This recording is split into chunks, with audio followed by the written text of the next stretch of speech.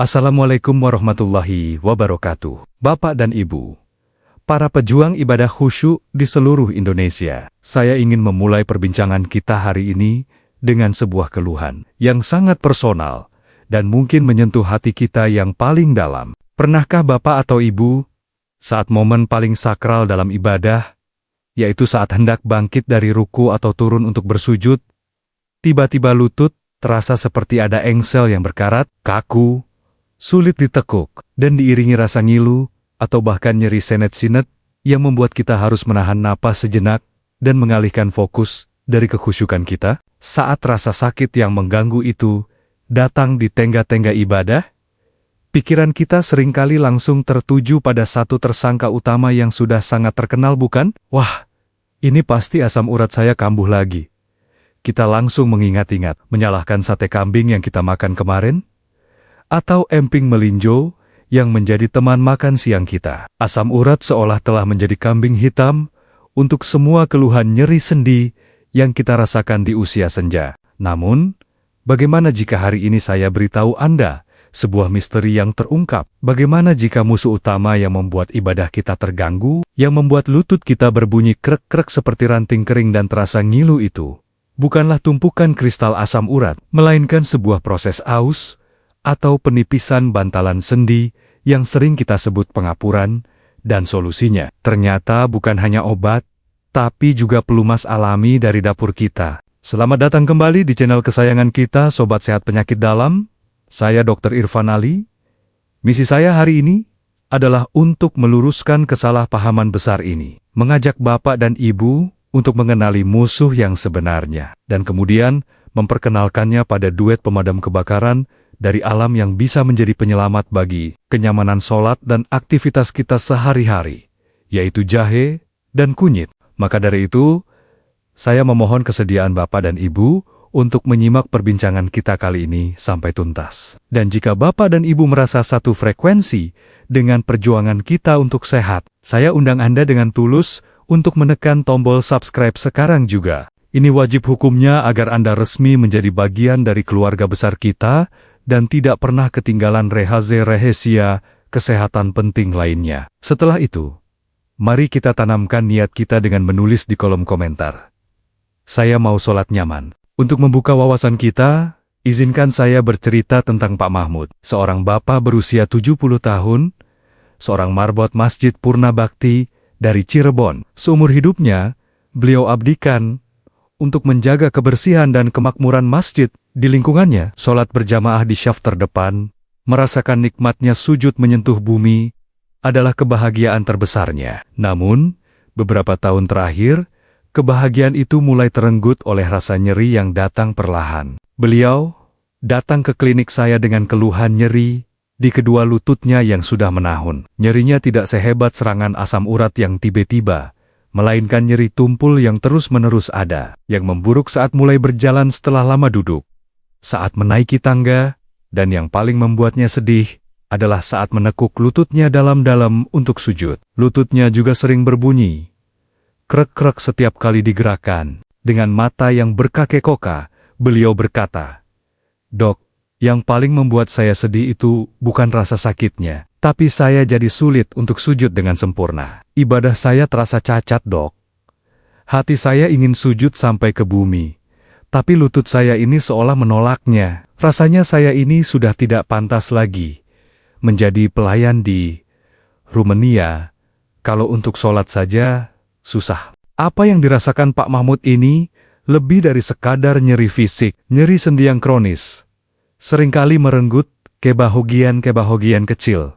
Dalam hidup, kita jadi malas untuk ikut kegiatan arisan atau pengajian karena sulit untuk duduk lama. Kita jadi ragu untuk menggendong cucu karena takut tangan kita tidak kuat. Perlahan-lahan, rasa nyeri ini membangun sebuah penjara tak terlihat yang mengisolasi kita dari dunia dan kegembiraan. Mendengar keluhan yang begitu tulus itu, saya tahu kita harus mencari akar masalahnya. Langkah pertama yang saya lakukan adalah memeriksa kadar asam urat di dalam darahnya. Dan hasilnya, seperti yang sudah saya duga, ternyata normal. Angka asam urat Pak Mahmud berada di tingkat yang aman. Ini adalah momen misteri terungkap bagi beliau. Selama ini beliau salah mendiagnosis dirinya sendiri dan salah memusuhi makanan. Misteri yang dialami Pak Mahmud ini sangat sering terjadi di masyarakat kita. Begitu ada keluhan nyeri di persendian, 9 dari 10 orang pasti akan langsung menuduh asam urat sebagai pelakunya. Padahal, penyebab nyeri sendi itu sangat banyak. Kesalahan dalam mendiagnosis diri sendiri ini berbahaya, karena membuat kita fokus pada pantangan makan yang keliru, sementara penyebab utamanya terus berkembang tanpa kita sadari. Setelah melakukan pemeriksaan fisik dan ronsen, barulah terlihat musuh yang sebenarnya, bantalan atau tulang rawan di dalam sendi lutut. Beliau sudah mulai menipis. Kondisi inilah yang dalam bahasa medis kami sebut sebagai osteoarthritis, atau yang lebih dikenal oleh masyarakat awam sebagai pengapuran sendi. Solusi yang kami berikan, tentu saja, adalah kombinasi. Kami memberikan obat-obatan untuk meredakan nyeri dan peradangannya, serta menyarankan fisioterapi untuk menguatkan otot-otot di sekitar lututnya. Namun, saya juga menekankan satu hal. Pak, kita juga harus memadamkan api peradangannya dari dalam setiap hari. Disinilah saya memperkenalkan beliau pada ritual harian minum air rebusan jahe dan kunyit. Untuk memahami masalah Pak Mahmud, kita harus bisa membedakan dua penjahat utama yang sering menyerang persendian kita. Asam urat dan pengapuran. Keduanya menyebabkan nyeri, namun penyebab dan rasanya sangatlah berbeda. Bayangkan, asam urat itu seperti ada pasir-pasir tajam atau pecahan kaca yang tiba-tiba masuk ke dalam sendi kita. Rasa sakitnya datang mendadak. Sangat hebat. Dan biasanya disertai dengan bengkak dan kemerahan yang nyata. Sendi yang terserang akan terasa panas saat disentuh. Serangannya datang dalam episode, kadang ada, kadang hilang. Sekarang, bayangkan pengapuran atau osteoarthritis. Ini sama sekali berbeda. Ini ibarat ban mobil yang sudah kita pakai untuk berjalan puluhan ribu kilometer selama puluhan tahun. Secara alami, permukaan karetnya, yaitu tulang rawan atau bantalan sendi kita, akan menjadi semakin tipis dan aus karena pemakaian seumur hidup. Ketika ban ini menipis, maka velg atau tulang di bawahnya akan saling bergesekan dengan lebih kasar setiap kali kita bergerak. Gesekan inilah yang menimbulkan rasa nyeri yang sifatnya tumpul, pegal, linu, dan seringkali disertai dengan bunyi krek-krek atau krepitasi. Rasa kaku di pagi hari juga merupakan ciri khasnya. Inilah yang paling sering menjadi penyebab nyeri lutut pada lansia.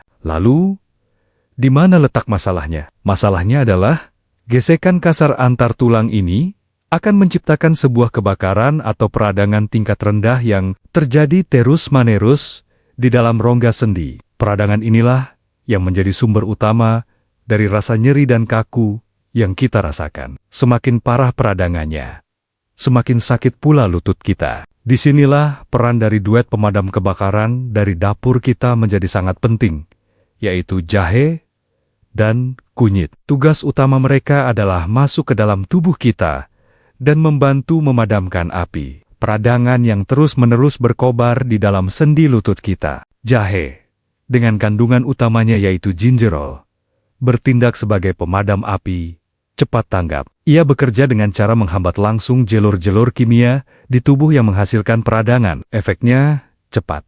Mirip seperti beberapa jenis obat pereda nyeri modern. Jahe akan membantu mengurangi rasa nyeri, bengkak dan kaku yang sedang kita rasakan saat itu juga. Sementara itu, saudaranya, kunyit, dengan kandungan emasnya yaitu curcumin, bertindak sebagai pemadam api jangka panjang yang lebih strategis. Curcumin adalah antioksidan super kuat yang bekerja hingga ke tingkat sel. Ia seolah-olah masuk ke dalam ruang kontrol sel kita dan mematikan saklar utama yang memproduksi protein-protein penyebab peradangan kronis. Kunyit tidak hanya memadamkan api, tapi juga mencegah api baru muncul dengan mudah. Ketika kedua pahlawan rimpang ini kita satukan dalam sebuah rebusan hangat, maka terjadilah sebuah kerjasama tim yang sempurna. Jahe datang untuk meredakan gejalanya dengan cepat, memberikan kita kelegaan. Sementara itu, kunyit bekerja secara diam-diam di belakang layar untuk memperbaiki akar masalahnya, menenangkan sistem imun kita, dan menyembuhkan peradangannya secara perlahan namun pasti. Namun, perlu kita ingat, api peradangan di dalam sendi ini tidak akan berkobar dengan sendirinya. Seringkali, kitalah yang tanpa sadar terus-menerus mengipasinya setiap hari dengan kebiasaan-kebiasaan yang keliru. Mari kita kenali 4 kipas utama pemicu nyeri lutut ini. Kipas pertama, dan ini adalah yang paling berpengaruh, adalah berat badan berlebih. Setiap 1 kilogram kelebihan berat badan kita akan memberikan beban tambahan sebesar 4 kilogram pada sendi lutut kita saat berjalan. Bayangkan jika kita kelebihan berat badan 10 kilogram, itu artinya lutut kita harus menanggung beban ekstra 40 kilogram di setiap langkah. Tentu saja ban mobil kita akan lebih cepat aus. Saya punya pasien, Ibu Wati dari Medan, yang menderita nyeri lutut hebat. Setelah dengan penuh perjuangan, beliau berhasil menurunkan berat badannya sebanyak 5 kilogram saja. Beliau berkata, "Rasanya seperti ada yang mengangkat beban berat dari lutut saya. Dok, jauh lebih enteng." Kipas kedua adalah malas bergerak, yang menyebabkan otot paha menjadi lemah. Banyak yang berpikir jika lutut sakit, kita harus banyak istirahat. Ini adalah pemikiran yang keliru. Otot paha kita adalah shock absorber atau peredam kejut alami bagi sendi lutut. Jika otot ini lemah, maka setiap hentakan saat kita berjalan akan diterima langsung oleh tulang rawan yang sudah tipis. Pak Darmawan dari Pontianak, seorang pensiunan yang menghabiskan harinya hanya dengan duduk menonton televisi, adalah contohnya. Nyeri lututnya justru membaik setelah saya memaksanya untuk rutin melakukan latihan sederhana, menguatkan otot paha, seperti duduk berdiri dari kursi tanpa berpegangan. Kipas ketiga adalah pola makan yang pro-inflamasi atau mengundang api. Ada 3 serangkai makanan yang menjadi biang keladi peradangan di dalam tubuh kita. Yang pertama adalah gula dan segala sesuatu yang manis. Yang kedua adalah minyak goreng yang sudah dipakai berulang kali. Dan yang ketiga adalah tepung terigu dan produk olahannya yang berlebihan. Di sisi lain, selain menghindari kipas peradangan, kita juga bisa secara aktif menyiramkan air dengan mengonsumsi makanan yang bersifat anti radang. Perbanyaklah konsumsi ikan berlemak seperti kembung, sarden, atau tuna yang kaya akan omega-3. Omega-3 adalah lemak sehat yang berfungsi sebagai pemadam api alami di dalam tubuh, yang akan bekerja sama dengan jahe dan kunyit. Mbah Tini dari Surabaya, yang sangat gemar ngemil gorengan dan QQ manis di sore hari, adalah contohnya. Keluhan kaku di pagi harinya jauh berkurang setelah beliau mengganti camilannya dengan buah-buahan potong dan kacang-kacangan rebus. Dan kipas keempat adalah kebiasaan memakai alas kaki yang salah, terutama bagi para ibu. Penggunaan sepatu hak tinggi akan mengubah postur tubuh dan memberikan tekanan yang tidak alami pada sendi lutut. Begitu pula dengan sandal jepit yang terlalu datar dan tidak memiliki penyangga, juga tidak baik untuk kesehatan sendi kita dalam jangka panjang. Ibu Farida dari Jakarta, yang masih sering harus menghadiri acara-acara resmi, bersikeras untuk selalu memakai sepatu hak tingginya. Nyeri lututnya baru benar-benar membaik setelah beliau ikhlas untuk beralih ke sepatu yang lebih nyaman dengan sol yang empuk. Baik, setelah kita kenali penyebab dan pemicunya, sekarang saatnya kita siapkan air pelumas sendi alami kita. Saya akan ajarkan cara membuat rebusan emas jahe dan kunyit yang sangat mudah. Instruksi pertama adalah menyiapkan bahannya. Sangat mudah. Cukup siapkan 1 ruas seukuran jempol jahe dan 1 ruas seukuran telunjuk kunyit. Pilihlah rimpang yang masih segar, padat, dan tua, karena kandungan zat aktifnya jauh lebih tinggi. Instruksi kedua adalah persiapannya. Cuci bersih kedua rimpang tersebut di bawah air mengalir, sikat perlahan untuk menghilangkan sisa tanah. Bapak dan ibu tidak perlu mengupas kulitnya. Cukup geprek atau memarkan keduanya menggunakan ulekan hingga sedikit pecah. Ini adalah kunci untuk melepaskan semua minyak dan saripati berkhasiatnya ke dalam air. Instruksi ketiga adalah proses perebusannya. Masukkan jahe dan kunyit yang sudah digeprek ke dalam panci. Tambahkan air bersih sebanyak 2 gelas. Rebuslah dengan api kecil. Jangan api besar. Biarkan ia panas perlahan selama kurang lebih 10 hingga 15 menit. Tanda sudah cukup adalah saat airnya sudah berubah menjadi kuning keemasan dan aromanya yang khas sudah keluar. Sekarang, saya akan berikan satu rahasia kecil dari para ahli herbal untuk membuat rebusan ini berkali-kali lipat lebih ampuh dalam melawan peradangan. Setelah Anda menuang air rebusan yang masih hangat ke dalam cangkir, tambahkan sejumput kecil lada hitam bubuk. Lada hitam mengandung zat bernama piperin, yang terbukti secara ilmiah bisa meningkatkan penyerapan kurkumin dari kunyit ke dalam tubuh hingga 2000%. Ini seperti memberikan kunci agar pahlawan kita bisa masuk ke dalam sel. Instruksi keempat adalah cara meminumnya. Setelah direbus dan ditambahkan sejumput lada hitam, saring airnya ke dalam cangkir. Waktu terbaik untuk meminumnya adalah 1 gelas